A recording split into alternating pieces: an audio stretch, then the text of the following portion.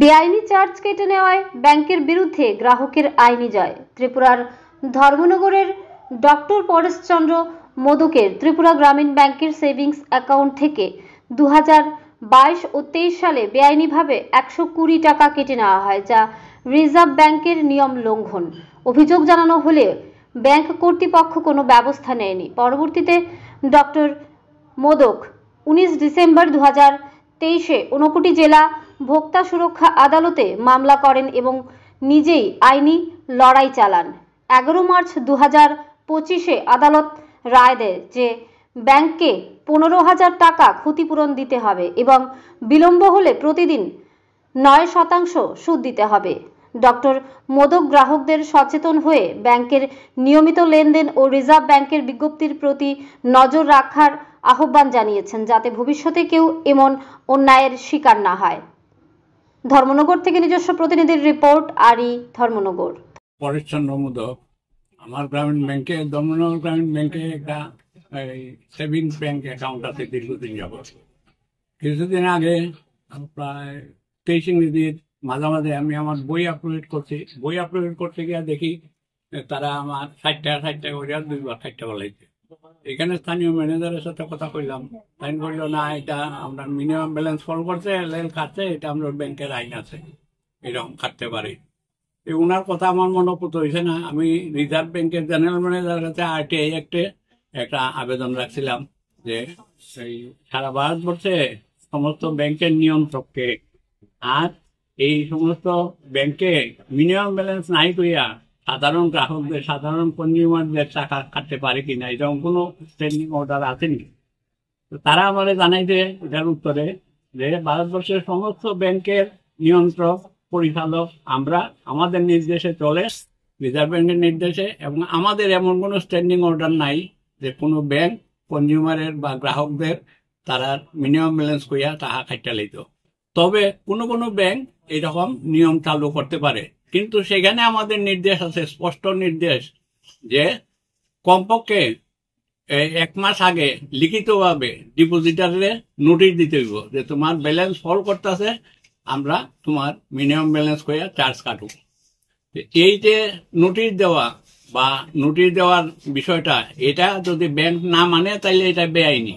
তখন এই সমস্ত বিষয়টা জানাইয়া আমি এই রিজার্ভ ব্যাংকের যে চিঠি, এটা জেরক্স কইরা তারা গ্রামীণ ব্যাংকের জেনারেল ম্যানেজার আগরতলার কাছে একটা চিঠি পাঠাই। সেই চিঠিতে এই সমস্ত বিবরণ লিখি যে আপনি আমার চিঠি পাওয়ার 30 দিনের মধ্যে আমার যে টাকা কাটছেন, সেই টাকা যেহেতু আপনি বেআইনিভাবে কাটছেন, রিজার্ভ ব্যাংক কইছে, সুতরাং আপনি এটা 30 দিনের মধ্যে আমার অ্যাকাউন্টে ক্রেডিট করেন সুদ সহ, অন্যথায় আমি আইনের সাহায্য নিব। তারা 1 মাসের মধ্যে আমার কোনো চিঠিপত্র দেয় নাই, কিন্তু এখানে ধর্মনগর গ্রামীণ ব্যাংকের ম্যানেজার আমার একটা চিঠি দিছে। সেই চিঠিতে উল্লেখ আছে যে তারা গ্রামীণ ব্যাংকের এরকম সার্কুলার আছে, সেটা তারা 7/11/2022 ইংরেজি থেকে কার্যকরী। অথচ অবাক করার বিষয়, এই ম্যানেজারে তার চিঠিতে উল্লেখ করে লেখছে যে আপনার টাকা মিনিমাম ব্যালেন্স ফল করছে দেখা 7/9/2022 কাটা হয়েছে, অর্থাৎ 2 মাস আগে সার্কুলার 2 মাস আগে কাটা হয়েছে। এটা যেমন কনজিউমারদের সাথে, গ্রাহকদের সাথে যোগ করে আর কি। যাই হোক, এই সমস্ত বিষয় নিয়ে আমি কনজিউমার কোর্টে, আমাদের নর্থ ত্রিপুরাতে কনজিউমার কোর্ট নাই, এই কনজিউমার কোর্ট আছে ঊনকোটি জেলায়, আমরা ওইখানে গিয়া আমার কমপ্লেন দায়ের করছি এবং সেখানে এই কমপ্লেন দায়ের কইরা আমি কম্পেনসেশন চাইছি 20,000 টাকা, যে তারা এইরকম ভাবে আমার সামাজিক মর্যাদা হানি করছে, আমার আর্থিক ক্ষতি করছে এবং আমারে এরকম ভাবে মানসিকভাবে হেনস্থা করছে। তার জন্য এরপরে কৈলাসর যাইতে গেলে আমার গাড়ি রিজার্ভ করে যেতে গেলে, আমি হাই সুগারের রুগী, হাই প্রেশারের রুগী এবং হার্টের অপারেশন করা, আমি জেনারেল যাতায়াতের গাড়িতে যাইতে পারি না। এই কারণে আমি 20,000 টাকা ক্ষতিপূরণ চাইছি। মাননীয় আদালত এই মার্চ মাসের 11 তারিখ এটা জাজমেন্ট দিছে। সেই জাজমেন্টের মধ্যে ব্যাংকে অর্ডার করছে যে তোমরা যে টাকা কাটছো এটা বেআইনিভাবে কাটছো, তোমরা তাদেরকে দোষী সাব্যস্ত করছে এবং আমাকে অর্থাৎ পরেশচন্দ্র মোদককে 2 মাসের মধ্যে 15,000 টাকা ক্ষতিপূরণ দেওয়ার জন্য নির্দেশ দিছে, অন্যথায় পরের দিন থেকে আরো 9% হারে সুদ গুণনা এই জরিমানা পুরাইতে হবে। আপনি কি বলতে চাইবেন দর্শকদের প্রতি আমার আবেদন যে এই প্রত্যেকের যারা এরকম অ্যাকাউন্ট আছে, অনেকেই এই সব লক্ষ্য করে না। তারা যেন বই আপডেট করিয়া প্রত্যেকে বই আপডেট যে করছে এটার মধ্যে কি কি খাতে টাকা কাটতেছে, সেই টাকাতে বেআইনিভাবে কাটতেছে না আইনিভাবে কাটতেছে, এই ব্যাপারে তারা যেন ব্যাংকের থেকে জানে। আমি যতটুকু দেখছি রিজার্ভ ব্যাংক এবং ভারত সরকার ভোক্তা মন্ত্রক বিভিন্ন প্রচার মাধ্যমে বিভিন্ন মিডিয়ার মাধ্যমে জনসাধারণদের সচেতন করার জন্য বিজ্ঞপ্তি দিতেছে, অনবরত লাগাতার বিজ্ঞপ্তি দিতেছে যে আপনারা সচেতন থাকেন, কোনো কমপ্লেন থাকলে আপনারা রিজার্ভ ব্যাংকের সঙ্গে যোগাযোগ করেন, রিজার্ভ ব্যাংকের অম্বাসমেন্টে যান এবং এর মাধ্যমে আপনারা এই প্রচার বিজ্ঞপ্তিগুলি দেখেন। আর বই আপডেট করলে পরে বইয়ের মধ্যে লক্ষ্য রাখেন আপনারা কি কারণে টাকা কাটছে সেটা তারা কাছে জানতে চান। রিজার্ভ ব্যাংক কিন্তু কইছে প্রত্যেককে আগাম নোটিশ দিতে হইব 1 মাস আগে, পরিচ্ছন্নভাবে 1 মাস আগে অ্যাডভান্স নোটিশ দিয়া তারপর টাকা কাটতে হইব, অথচ তারা কাটে এরকম ভাবে।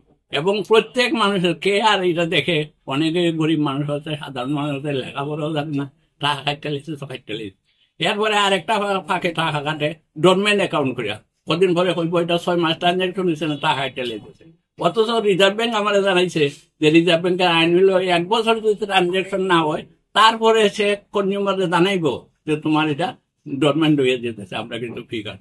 তারা এটা কিছু জানায় না, 6 মাসের মধ্যে কাটায়। সুতরাং সাধারণ গ্রাহকদের প্রতি আমার আবেদন, আপনারা নিজেরা সচেতন হন, পাসবই আপডেট করেন এবং কিভাবে কি টাকা কাটছে না কাটছে আপনারা নিজেরা যাতে ক্ষতিগ্রস্ত না হন, আপনার পরিবার যাতে সুরক্ষিত থাকে, আপনার আমার মত যাতে সুরক্ষিত থাকে, এই ব্যাপারে আপনারা নিজেরাই সচেতনভাবে এই ব্যবস্থা নেন।